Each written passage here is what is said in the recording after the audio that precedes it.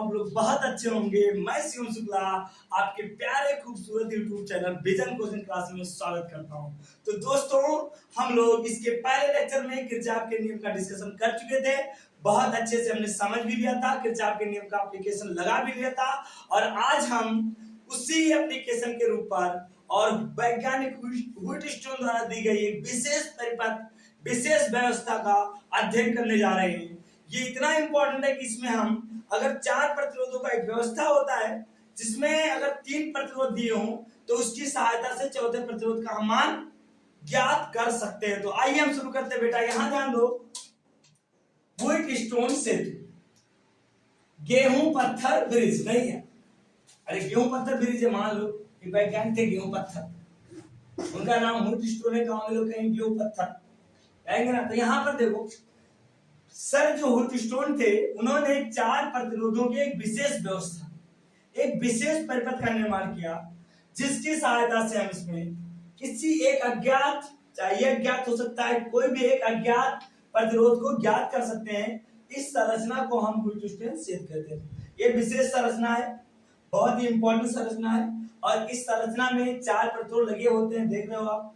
ये 5वां भी प्रतिरोध है, लेकिन उसका काम बाद में खत्म हो जाएगा। तो ये 4 प्रतिरोध होते हैं। इसी संरचना को हम लोग व्हिटस्टोन सेतु कहते हैं। समझ गए? अब ये तो आपने समझ लिया। अब हम इसमें पढ़ने जा रहे हैं व्हिटस्टोन सिद्धांत क्या होता है। उन्होंने ये बताया कि साम्य अवस्था यानी संतुलन की अवस्था में अगर परिपथ संतुलन की अवस्था में होती है तो इसमें धारा प्रवाहित नहीं होती।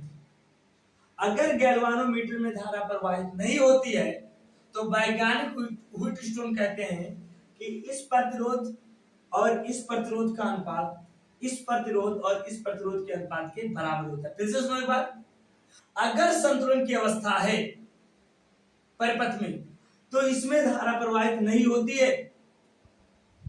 अगर इनके सिरों में धारा प्रवाहित नहीं होगी तो व्हिटस्टोन कहते हैं कि इस प्रतिरोध का अनुपात इस प्रतिरोध के अनुपात के बराबर होता है। यही व्हिटस्टोन का प्रिंसिपल है। ठीक है, तो इतना नोट करो आप लोग।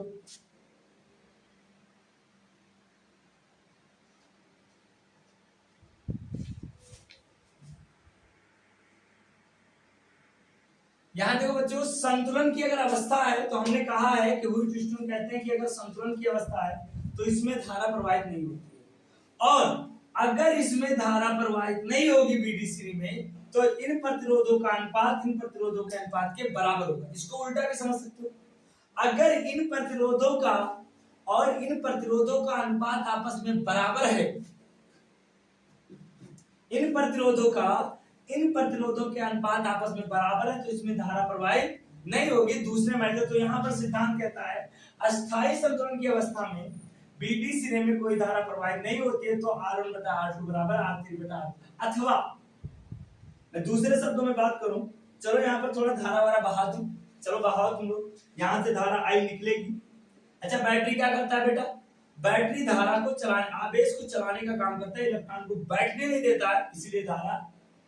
अरे बेटा, बैटरी ऊर्जा क्यों देता है? इलेक्ट्रॉन नहीं पैदा करता है, वो इलेक्ट्रॉन को ऊर्जा देता है और इलेक्ट्रॉन यहां से निकलता है, माइनस से प्लस की ओर आता है और धारा इधर देती है। अब ये धारा 2 भागों में बंटती है, I1 और I2। समझ गए ना? ये धारा 2 भागों में बंटती है। अब यहां ध्यान दो, यहां धारा I1 आई, इसमें जो धारा जा रही है उसका नाम मैंने I0 रख दिया और इसमें जो धारा जा रही है उसका नाम मैंने I4 रख दिया। अभी समझो, कुछ देर के लिए समझो मैंने ऐसा किया। ध्यान दो, अगर मैं इसी परिभाषा को दूसरे शब्दों में लिखूं तो मैं ऐसा कहूंगा कि अगर यदि यहां पर ध्यान दो, यदि R1 बटा R2 बराबर है R3 बटा R4 के, तो Ig बराबर क्या होगा? 0 होगा। अर्थात बीडी सिरे में कोई धारा प्रवाहित नहीं होगी, कोई धारा प्रवाहित नहीं होगी।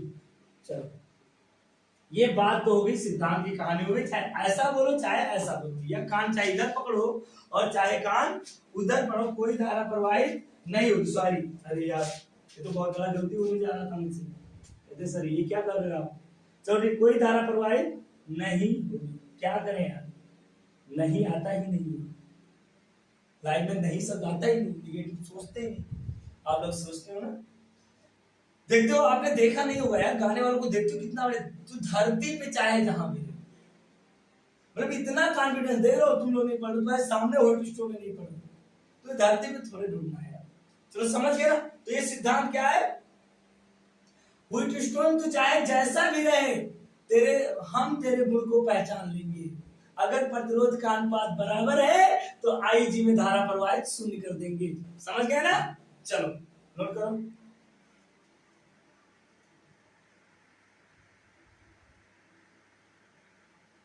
हाँ देखो साहब, हमें ये नहीं आता है, दुनिया सबूत मांगती, सबूत दो, सबूत सबूत नॉट सबूत दो। तो यहाँ पर ध्यान दो, हम आपको सबूत भी दे रहे हैं, क्योंकि बिना प्रूफ के तो मानोगे नहीं। हम इसमें दो शब्द कहेंगे, इसमें दो कंडीशन है व्हीट स्टोन। एक तो किरचॉफ के नियम से भी कर सकते हो इसे बहुत आराम से, जो करते हैं आपके बुकों में लिखा है। लेकिन मैं दूसरा नियम बताऊंगा जिस पर आप दिमाग भी अच्छे से लगा लेते हो। मैं यहाँ पर ध्यान दो, हमें सबूत देना है, तो सबूत में कह क्या रहा है, उसने एक कंडीशन कह दिया, कहा है कि इस परिपथ में, इस परिपथ के इस सिरे में अगर धारा प्रवाहित नहीं हो रही है तो इनका अनुपात बराबर है। या दूसरे शब्दों में, यदि इनका अनुपात बराबर है तो इस परिपथ में धारा प्रवाहित नहीं होगी। समझ गए ना? तो हम एक को पकड़ के दूसरे का मान निकाल सकते हैं। अब चलो हमने मान लिया, चलो मैंने मान लिया कि इसमें धारा प्रवाहित नहीं हो रही, मान लेते, माना, यहां पर ध्यान दो, माना सिरा बीडी में प्रवाहित, मैंने मान लिया सिरा बीडी में प्रवाहित धारा शून्य है। क्या है बेटा? शून्य है। अर्थात हम कह सकते हैं, अर्थात IG बराबर क्या हो जाएगा बेटा? 0। ये मैंने पहला कंडीशन। तो हमें सिद्ध क्या करना है, तो प्रूफ दैट हमें सिद्ध करना है। तो क्या सिद्ध करना है बेटा? तो सिद्ध करना है, आपको मैं लिख भी दूं या जो प्रूफ करना है वो भी बता देता हूं। तो सिद्ध करना है, क्या सिद्ध करना है बेटा? R1 बटा R2 बराबर R3 बटा R4। चलो अब मुझे एक बात बताओ, यहां विभवांतर B है तो ये इस पर विभवांतर B होगा, इसका 0 मान लो। ये ऐसे जाएगा, मैंने कहा कोई ना मिले, भालू वालू कुछ भी ना मिले, कोई नहीं मिला, अमरेशपुरी भी नहीं मिला, तो विभवांतर के मान में चेंजेस नहीं होगा। तो जो विभवांतर यहाँ था वही विभवांतर यहीं पर होगा। आराम से लेकर जा रहे हैं। यहाँ पर देखो कोई ना मिले तो विभवांतर के मान में चेंजेस नहीं होगा। जो विभवांतर यहाँ पर होगा वही विभवांतर क्या होगा बेटा? यहाँ पर भी होगा, तो यहाँ पर भी 0 होगा। अब सुन, हमने क्या किया, इस सिरों में धारा प्रवाहित नहीं हो रही, तो धारा प्रवाहित कब नहीं होगी? जब दोनों सिरों का विभवांतर बराबर, इनका भी पेट भरा हो, इनका भी पेट भरा हो। तो मैंने मान लिया कि यहाँ पर भी विभवांतर x है और यहाँ पर भी विभवांतर हमने मान लिया x। बात समझ में आएगी? तभी तो धारा बहेगी। नहीं, धारा कब नहीं बहेगी? मैंने आपको बताया था विभवांतर का फिजिकल सिग्निफिकेंस, धारा के प्रवाह का, धारा के दिशा का निर्धारण कौन करता है? विभवांतर करता है। अगर सिरों के बीच विभवांतर 0 है, यानी विभव का अंतर बराबर है, दोनों सिरों पर विभव बराबर है, तो उसमें कोई धारा प्रवाहित नहीं होगी। इस बात को आप नोट कर लो। समझ गए ना? अब ध्यान दो, यहां पर ये x है और ये x है। समझ गए ना? यहां पर हम क्या करने जा रहे हैं कि धारा प्रवाहित नहीं हो रही, तो चलो इन सिरों के बीच विभवांतर क्या होगा? चित्र में देखो, चित्र से क्या हो जाएगा बेटा? यहां पर विभवांतर B है, यहां पर x है, तो B माइनस x क्या हो जाएगा? इन सिरों, यानी B2 सिरों B माइनस x बराबर क्या हो जाता है? विभवांतर क्या होता है? प्रवाहित धारा इनटू I1 R1। देखो यहां पर विभवांतर B है, यहां पर विभवांतर x है, इन दोनों सिरों के बीच विभव में अंतर क्या हो जाएगा? B माइनस x होगा। और धारा I1 है, प्रतिरोध R1 है, तो I1 R1 हो जाएगा। पहला समीकरण। इसमें आ जाओ, यहां पर ये कौन सा सिरा था बेटा? मैं बात कर लूं थोड़ा सा, इधर आगे लिख देता हूं चित्र से। कौन सा, A B, A to B, यानी ए बी की बात किया। अब मैं बात करता हूँ ए डी की, इसकी ए से डी। तो विभवांतर कितना हो जाएगा, यहाँ पर बी माइनस एक्स ही होगा, यहाँ पर बी, यहाँ पर एक्स, यहाँ धारा क्या हो जाएगा आई टू आर टू। इसको इक्वेशन माने कि नहीं माने। अच्छा, इक्वेशन 1 और 2 के एलएचएस बराबर है, इधर के लोग बराबर है तो इधर के आपस में ही बराबर होंगे। तो यहाँ पर क्या हो जाएगा I1 R1 बराबर I2 R2, यहां से निकलेगा I1 बटा I2 बराबर R1 बटा, समझ गए ना। अब ध्यान दो, चलो अब इन सिरों को ध्यान देते हैं। यहाँ पर दिखाई दे रहा है ना बेटा आप लोगों को, आ रहा है ना, मजा आ रहा है, चमक रहा है कि नहीं चमक रहा है? सर आज आपकी खोपड़ी चमक रही है। I1 I2 बराबर R1 बटा R2, चाणक बन गए हो सर जी आप। नहीं, चलो यहाँ पर देखो, आज मैं गुरुकुल वाला सिस्टम शुरू कर रहा हूँ। I1 R1 बराबर I1 R2 बराबर R1 बटा R2 हो गया, समझ गए ना, ये वैल्यू थी। अब इसमें देखो BC सिरे के बीच, B से C के बीच विभवांतर क्या होगा, बीच विभवांतर, चलो बता दो मेरे बच्चों, विभवांतर हो जाएगा x minus zero, x minus zero. तो x माइनस जीरो बराबर क्या हो जाएगा I4 R3। ओहो, गलत हो गया, गलत हो गया। अच्छा, मैंने आपको बताया था कि अगर IG का मान 0 है, IG को हमने क्या माना है 0, तो जो I1 इधर जा रहा था वही I1 इधर भी जाएगा, क्योंकि इधर धारा ही नहीं जाए, समझ रहे हो ना। IG 0, तो जो I1 गया इधर धारा नहीं जा रहा, तो वो धारा इधर ही तो चला जाएगा, और ऐसे यहाँ पर भी होगा, यहाँ पर ये I2 हो जाएगा। समझ में आई ना बात। अब यहाँ ध्यान दो आप, x माइनस जीरो बराबर क्या हो गया I4 R3 हो गया।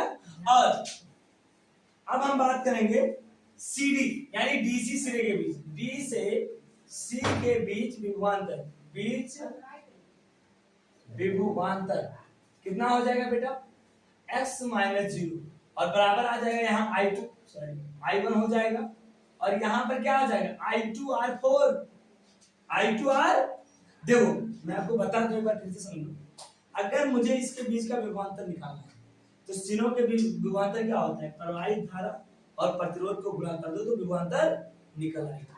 तो पहले इसका निकाला, फिर इसका निकाला, फिर इसका निकाला, फिर इसका निकाला। हमने माना है IG बराबर 0, पहला कंडीशन मैंने मान लिया। अब यहाँ पर देखो, इन समीकरण को देखोगे तो यहाँ LHS बराबर है, LHS बराबर होंगे, अतः हम कह सकते हैं I1 R3 बराबर I2 R4। यहां से निकालो तो I1 बटा I2 बराबर हो जाएगा R4 अपान R3। मेरे प्यारे बच्चों आ गया कि नहीं आ गया, चमका कि नहीं चमका। इसको इक्वेशन स्टार मान लो तो चमक गया है सर, इसको इक्वेशन डबल स्टार और इसको 2 बार चमक गया सर, आ गया कि नहीं। अब समीकरण स्टार और डबल स्टार से क्या हो जाएगा, समीकरण स्टार व डबल स्टार से I1 बटा I2 बराबर R1 बटा R2 है, तो यहां पर हो जाएगा R1 बटा ये गलत तो नहीं हो रहा, R3 और R4 सही। यहां पर दो I1 बटा I2 R1 बटा R2, यानी क्या आ गया R1 बटा R2। अब क्या I1 R3 बराबर I2 R2, तो यहां पर क्या आ जाएगा, और यहां पर आ जाएगा R4 अपान R3, कोई दिक्कत नहीं। अब यहां पर ध्यान दो, R1 बटा R2 बराबर R3 बटा R4। I1 धारा इधर से गई तो I1 इसमें रहेगी, I1 R3 हो गया, I2 R4 हो गया, I1 R3 बराबर I2 R4, I1 बटा I2 बराबर क्या हो जाएगा R4 अपान R3। ठीक है, यहां पर देख लो, थोड़ा सा देख लें इसका, I1 R1 हो जाएगा, I2 R2 हो जाएगा, I1 R1 बराबर क्या हो जाएगा, गलत हो गया, गलत, यहाँ पे गलती हुई है बेटा, माफ करना मुझे। यहाँ हो जाएगा R2 अपान R1 हो गया ना गलती, तो यहाँ पर हो जाएगा R2 बटा R1, मिस्टेक हुआ था, आप लोग ध्यान नहीं देते हो। तो यहाँ से हम लिख सकते हैं R1 बटा R2 बराबर पलट दो तो R4/R3, यही तो प्रूव करना था। लो सबूत ले लो आप लोग। यहाँ मिस्टेक कहाँ पर हुआ था, हम लोगों ने गलत कर दिया था, ऊपर नीचे यहाँ पर कर दिया था, क्योंकि I1 I2 इधर लाएंगे तो R1 R2 के नीचे जाएगा। तो आपने ये देख लिया बेटा कि अगर परिपथ में धारा, इस सिरे में धारा 0 है तो इसका अनुपात बटा इसका अनुपात बराबर होगा। और ये व्हीटस्टोन की एक विशेष व्यवस्था है जिससे इस तरह के परिपथ का हम प्रतिरोध आसानी से ज्ञात कर सकते हैं। ठीक है, तो चमक गया हो तो नोट कर लो, इसको भी चमका लो।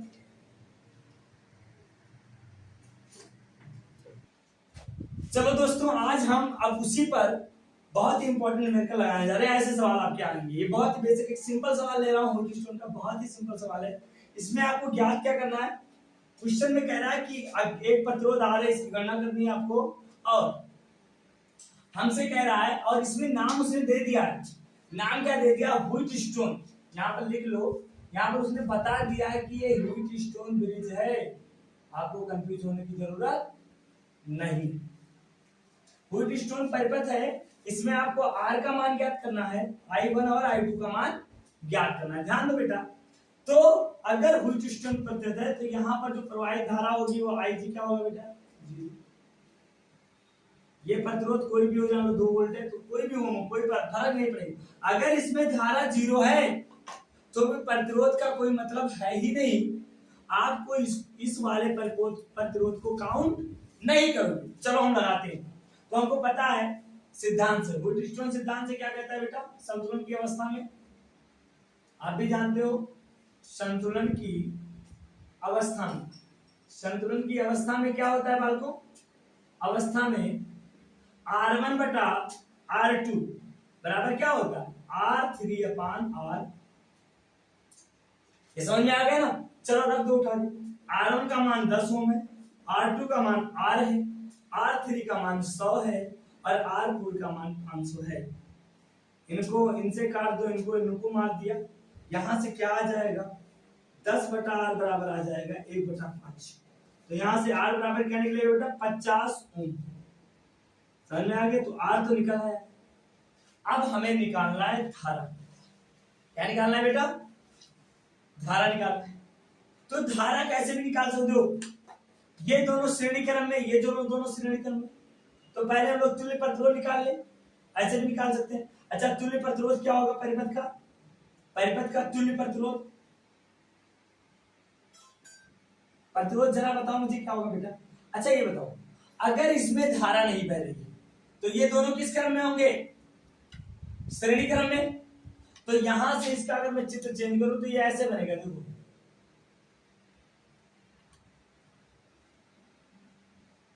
ये देखो, यहां 100 और 10 110, यहां पर 500 और 50 550, यही तो होगा। या अगर इस मेथड से तुम नहीं लगाना चाहते तो किरचॉफ का नियम लगा दो। क्या लगा दो बेटा, किरचॉफ का नियम तुरंत लगा दो, तुरंत सवाल लग जाएगा। समझ गया ना, किरचॉफ का नियम लगाओगे सवाल तुरंत लग जाएगा। तो सबसे पहले तो दो हम किरचॉफ के नियम से ही लगाते हैं, कोई दिक्कत नहीं। धारा ज्ञात करना, ज्यादा दिक्कत नहीं लेना। किरचॉफ पढ़ के आए, ताजा पढ़ के आए तो उसका भी कुछ फायदा हो। तो यहां से I बराबर 1 तो पहले आ जाएगा संधि B पर, संधि A पर क्या होगा, संधि A पर, A पर I बराबर हो जाएगा I1 + I2, तो ये हो गया। चलो अब हम बंद पास ले रहे हैं। कौन सा पास, 2 पास है यहाँ पर, कौन कौन सा, ये धारा I इधर जाएगी तो I हो जाएगी, ये I2 इधर जाएगा तो I2 हो जाएगा।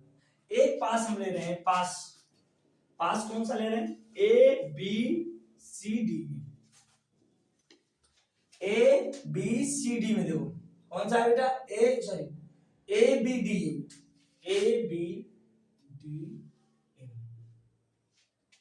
ये तो होता है। जब ABDA लेंगे तो क्या हो जाएगा, हमें बता दो। यहां से चलो, हम इधर से चल रहे हैं, ऐसे गए ऐसे आए, तो जब हम चलेंगे तो क्या होगा बेटा, जरा यहां पर ध्यान दो। या तो अभी हाँ चल लो इसमें, अगर हम चलेंगे तो क्या होगा, चाहे ये पेपर ले लो चाहे पूरा ले लो यार, एक बार हम पूरा लेके करते हैं। ABCD में हम इस पूरे परिपथ में जा रहे हैं, ये तो गायब हो गया, धारा 0 तो इनको गायब कर दो, इनकी कहानी खत्म, ये कहानी खत्म। इस परिपथ में हम ऐसे चल रहे हैं। चलो जब चलेंगे तो क्या हो जाएगा, हमें I1 मिल रहा है हमारी दिशा में, तो 10 I1 हो जाएगा। इसका मान कितना है 50, इसको ऐसे रख दो। फिर आगे बढ़ो, आगे बढ़ेंगे तो क्या हो जाएगा, ये भी I1 ही होगा, तो ये आ जाएगा हमारा 100 I1 माइनस, फिर आ जाओ तो प्लस 500 I2 और प्लस 50 I2 बराबर क्या होगा 0। तो यहां से क्या निकलेगा 110 I1 बराबर निकलेगा, इसको उधर ले जाएंगे तो 550 I2। एक तो ये क्वेश्चन आ गया बहुत प्यारा सा। अब हम इसमें चले जरा, इसमें तुम चलो तो क्या हो जाएगा, चलो तो जब इसमें चलोगे तो यहां से आ जाएगा हमारा, चलो तो चलेंगे तो I2 यानी यहां पर देखो I2 यानी आ जाएगा, ऐसे चल रहे दो, अब इस पास को ले रहे पास, देखो ध्यान दो, पास हम ले रहे हैं, इसका कोई नामकरण कर दो, नामकरण क्या करते हैं बी, बी नहीं करेंगे ई और या, चलो हम पास किस में जा रहे हैं ई एस, दो ई A D C F E में, इसमें चलो तो जब चलोगे तो क्या होगा, यहां ऐसे जाएंगे तो धारा सामने मिलेगी -50 I2, ओके, इधर चलो -500 I2, ओके, और फिर क्या बैटरी मिलेगी हमें, क्या मिलेगा बैटरी, और बैटरी का नेगेटिव सिरा पहले मिलेगा मुझे, तो यहां आ जाएगा +1.5 बराबर 0, तो यहां से आ जाएगा 50 I2 यानी 50 I2 और 500 यानी कितना आ जाएगा 550 I2 बराबर आ जाएगा 1.5। तो I2 बराबर क्या आएगा बेटा, यहां से 1.5 बटा 550, दसवां हटा दो, एक 0 हो जाएगा, 5 से काटो तो 5 तिहाई 15, 11 बचे 55, तो 1100, ये एम्पियर आ गया हमारा I2 आ गया। अब I1 निकाल सकते हो आराम से, चलो I1 निकाल लो, I2 का मान उठा के रख दो, तो जब I2 का मान रखोगे तो 110 I1 बराबर 500, और I2 का मान चला क्या है बेटा 1500 बटा 5500 है ना, एक 0 से, हाँ एक 0 से एक 0 कट गया, 55 एकम 55 और 55 दोहम्मा, ये I1 बराबर क्या आ जाएगा 15 बटा 11, ये आ जाएगा 1100। I1 और I2 आ गया कि नहीं आ गया।